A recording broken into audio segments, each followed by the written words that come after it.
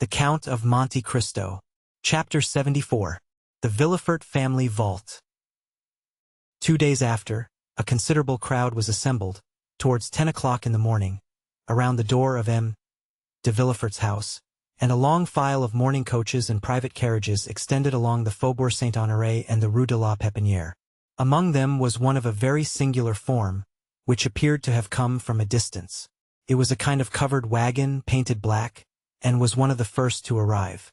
Inquiry was made, and it was ascertained that, by a strange coincidence, this carriage contained the corpse of the Marquis de Saint-Méran, and that those who had come thinking to attend one funeral would follow too. Their number was great. The Marquis de Saint-Méran, one of the most zealous and faithful dignitaries of Louis XVIII, and King Charles X, had preserved a great number of friends, and these, added to the personages whom the usages of society gave Villefort a claim on, formed a considerable body. Due information was given to the authorities, and permission obtained that the two funerals should take place at the same time. A second hearse, decked with the same funereal pomp, was brought to M. de Villefort's door, and the coffin removed into it from the post-wagon. The two bodies were to be interred in the cemetery of Père-Lachaise, where M. de Villefort had long since had a tomb prepared for the reception of his family. The remains of poor Renée were already deposited there, and now, after 10 years of separation, her father and mother were to be reunited with her. The Parisians, always curious, always affected by funereal display, looked on with religious silence while the splendid procession accompanied to their last abode two of the number of the old aristocracy, the greatest protectors of commerce and sincere devotees to their principles. In one of the mourning coaches Beauchamp, Debray, and Châteaurenaud were talking of the very sudden death of the Marchioness. "I saw Madame de Saint-Méran only last year at Marseilles when I was coming back from Algiers," said Châteaurenaud.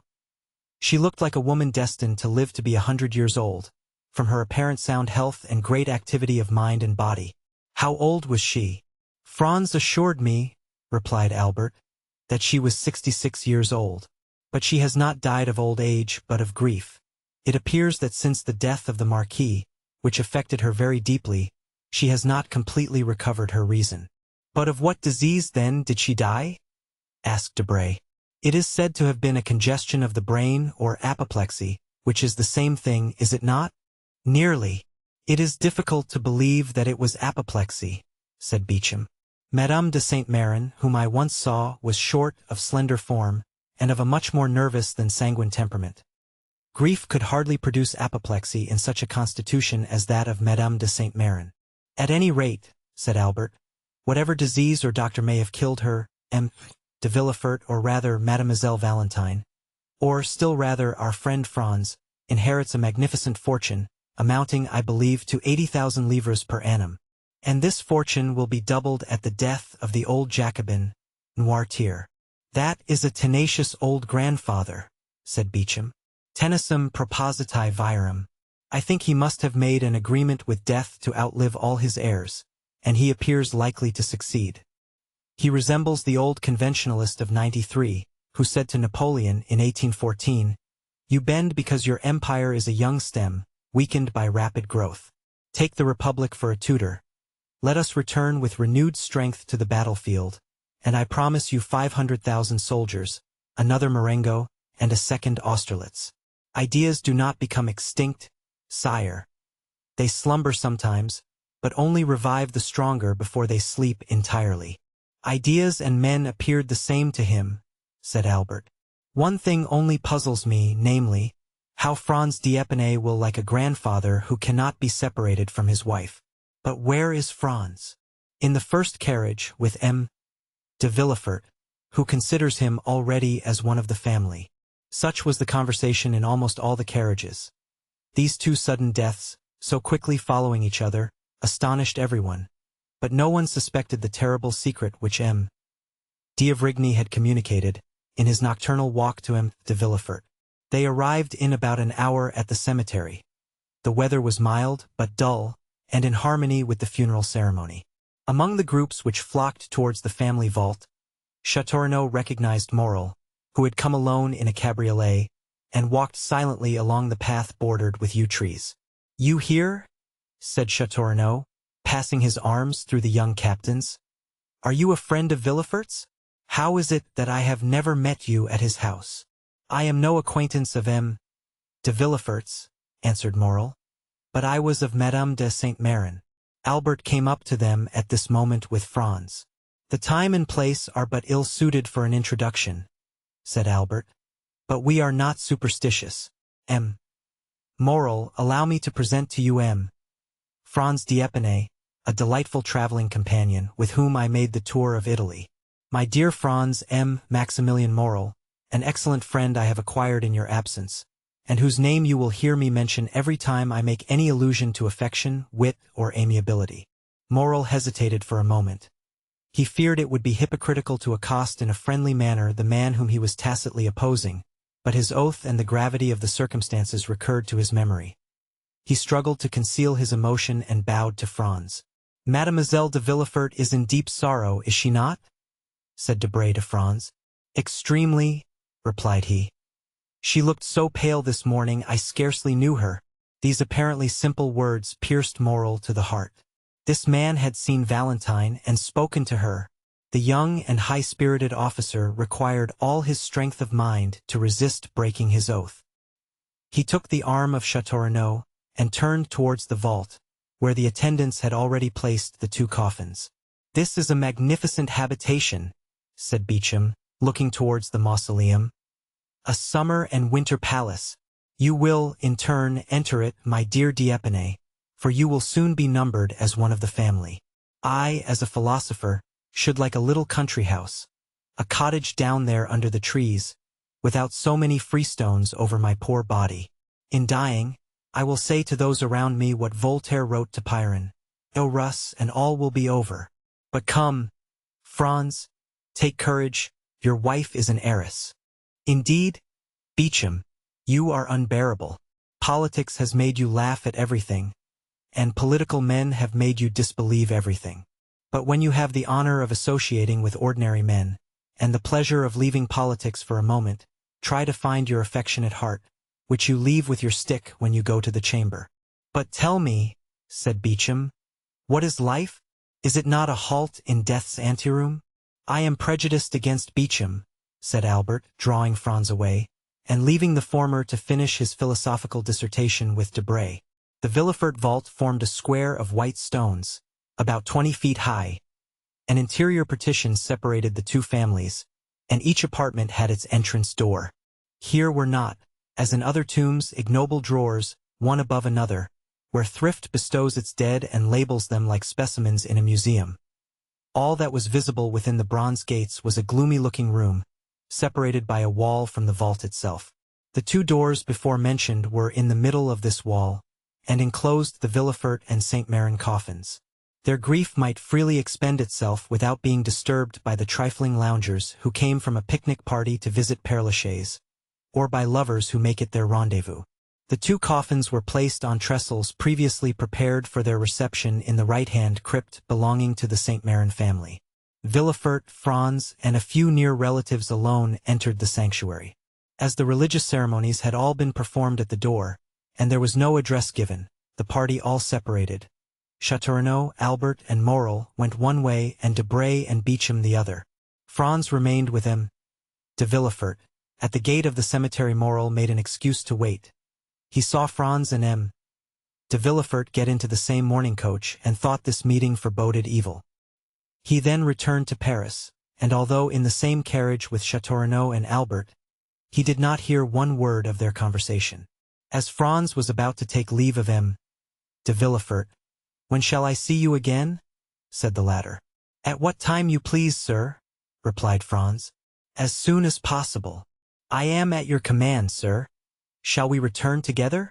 If not unpleasant to you. On the contrary, I shall feel much pleasure."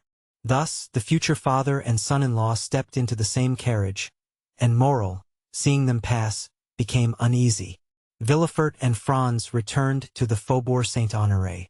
The procureur, without going to see either his wife or his daughter, went at once to his study, and, offering the young man a chair, "M. d'Épinay," said he, "allow me to remind you at this moment, which is perhaps not so ill chosen as at first sight may appear, for obedience to the wishes of the departed is the first offering which should be made at their tomb. Allow me then to remind you of the wish expressed by Madame de Saint-Méran on her deathbed, that Valentine's wedding might not be deferred. You know the affairs of the deceased are in perfect order, and her will bequeaths to Valentine the entire property of the Saint-Méran family. The notary showed me the documents yesterday, which will enable us to draw up the contract immediately. You may call on the notary M. Deschamps, Place Beauvau, Faubourg Saint-Honoré, and you have my authority to inspect those deeds. Sir, replied M. D'Épinay, it is not, perhaps, the moment for Mademoiselle Valentine, who is in deep distress, to think of a husband. Indeed, I fear, Valentine will have no greater pleasure than that of fulfilling her grandmother's last injunctions. There will be no obstacle from that quarter, I assure you. In that case, replied Franz, as I shall raise none, you may make arrangements when you please. I have pledged my word, and shall feel pleasure and happiness in adhering to it. Then, said Villefort, nothing further is required. The contract was to have been signed 3 days since. We shall find it all ready and can sign it today. But the morning? Said Franz, hesitating. Don't be uneasy on that score, replied Villefort. No ceremony will be neglected in my house. Mademoiselle de Villefort may retire during the prescribed 3 months to her estate of Saint-Méran. I say hers, for she inherits it today. There, after a few days, if you like, the civil marriage shall be celebrated without pomp or ceremony. Madame de Saint-Méran wished her daughter should be married there. When that is over, you, sir, can return to Paris, while your wife passes the time of her mourning with her mother-in-law. As you please, sir, said Franz. Then, replied M. de Villefort, have the kindness to wait half an hour. Valentine shall come down into the drawing-room. I will send for M. Deschamps. We will read and sign the contract before we separate, and this evening Madame de Villefort shall accompany Valentine to her estate, where we will rejoin them in a week. Sir, said Franz, I have one request to make. What is it? I wish Albert de Morcerf and Raoul de Châteaurenaud to be present at this signature. You know they are my witnesses. Half an hour will suffice to apprise them. Will you go for them yourself, or shall you send? I prefer going, sir. I shall expect you, then in half an hour Baron and Valentine will be ready. Franz bowed and left the room. Scarcely had the door closed, when M. de Villefort sent to tell Valentine to be ready in the drawing-room in half an hour, as he expected the notary and M. D'Épinay and his witnesses. The news caused a great sensation throughout the house. Madame de Villefort would not believe it, and Valentine was thunderstruck. She looked around for help, and would have gone down to her grandfather's room. But on the stairs she met M. de Villefort, who took her arm and led her into the drawing-room. In the anteroom, Valentine met Barrois, and looked despairingly at the old servant. A moment later, Madame de Villefort entered the drawing-room with her little Edward. It was evident that she had shared the grief of the family, for she was pale and looked fatigued. She sat down, took Edward on her knees, and from time to time pressed this child, on whom her affections appeared centered, almost convulsively to her bosom. 2 carriages were soon heard to enter the courtyard. One was the notary's, the other that of Franz and his friends. In a moment the whole party was assembled. Valentine was so pale one might trace the blue veins from her temples, round her eyes and down her cheeks. Franz was deeply affected. Châteaurenaud and Albert looked at each other with amazement. The ceremony which was just concluded had not appeared more sorrowful than did that which was about to begin. Madame de Villefort had placed herself in the shadow behind a velvet curtain, and as she constantly bent over her child, it was difficult to read the expression of her face. De Villefort was, as usual, unmoved. The notary, after having, according to the customary method, arranged the papers on the table, taken his place in an armchair, and raised his spectacles, turned towards Franz. Are you M. Franz de Canal, Baron d'Épinay? Asked he, although he knew it perfectly. Yes, sir, replied Franz. The notary bowed. I have, then, to inform you, sir, at the request of M. de Villefort, that your projected marriage with Mademoiselle de Villefort has changed the feeling of M. Noirtier towards his grandchild, and that he disinherits her entirely of the fortune he would have left her. Let me hasten to add, continued he, that the testator, having only the right to alienate a part of his fortune, and having alienated it all, the will not bear scrutiny, and is declared null and void. Yes, said Villefort. But I warn M. d'Épinay that during my lifetime my father's will shall never be questioned, my position forbidding any doubt to be entertained. Sir, said Franz, I regret much that such a question has been raised in the presence of Mademoiselle Valentine. I have never inquired the amount of her fortune, which, however limited it may be, exceeds mine. My family has sought consideration in this alliance with M. de Villefort. All I seek is happiness. Valentine imperceptibly thanked him, while 2 silent tears rolled down her cheeks. Besides, sir, said Villefort, addressing himself to his future son-in-law, accepting the loss of a portion of your hopes, this unexpected will need not personally wound you. M. Noirtier's weakness of mind sufficiently explains it. It is not because Mademoiselle Valentine is going to marry you that he is angry, but because she will marry, a union with any other would have caused him the same sorrow. Old age is selfish, sir, and Mademoiselle de Villefort has been a faithful companion to M. Noirtier, which she cannot be when she becomes the Baroness d'Épinay. My father's melancholy state prevents our speaking to him on any subjects, which the weakness of his mind would incapacitate him from understanding, and I am perfectly convinced that at the present time, although he knows that his granddaughter is going to be married, M. Noirtier has even forgotten the name of his intended grandson. M. de Villefort had scarcely said this, when the door opened, and Barrois appeared. Gentlemen, said he, in a tone strangely firm for a servant speaking to his masters under such solemn circumstances. Gentlemen, M. Noirtier de Villefort wishes to speak immediately to M. Franz de Canel, Baron d'Épinay. He, as well as the notary, that there might be no mistake in the person, gave all his titles to the bridegroom-elect. Villefort started. Madame de Villefort let her son slip from her knees. Valentine rose, pale and dumb as a statue. Albert and Châteaurenaud exchanged a second look, more full of amazement than the first. The notary looked at Villefort. It is impossible, said the procureur. M. d'Épinay cannot leave the drawing-room at present. It is at this moment, replied Barrois with the same firmness, that M. Noirtier, my master, wishes to speak on important subjects to M. Franz d'Épinay. Grandpapa Noirtier can speak now, then? Said Edward, with his habitual quickness. However, his remark did not make Madame de Villefort even smile. So much was every mind engaged, and so solemn was the situation. Tell M. Noirtier, resumed Villefort, that what he demands is impossible. Then M. Noirtier gives notice to these gentlemen, replied Barrois, that he will give orders to be carried to the drawing-room. Astonishment was at its height. Something like a smile was perceptible on Madame de Villefort's countenance. Valentine instinctively raised her eyes, as if to thank heaven. Pray go, Valentine, said M. de Villefort, and see what this new fancy of your grandfather's is. Valentine rose quickly, and was hastening joyfully towards the door, when M. de Villefort altered his intention. Stop, said he. I will go with you. Excuse me, sir, said Franz. Since M.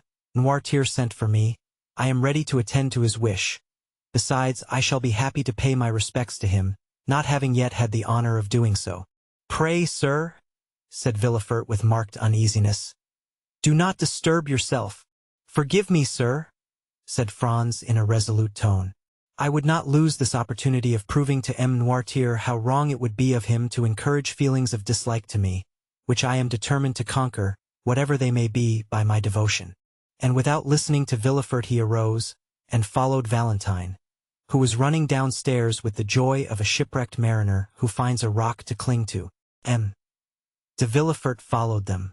Châteaurenaud and Morcerf exchanged a third look of still increasing wonder.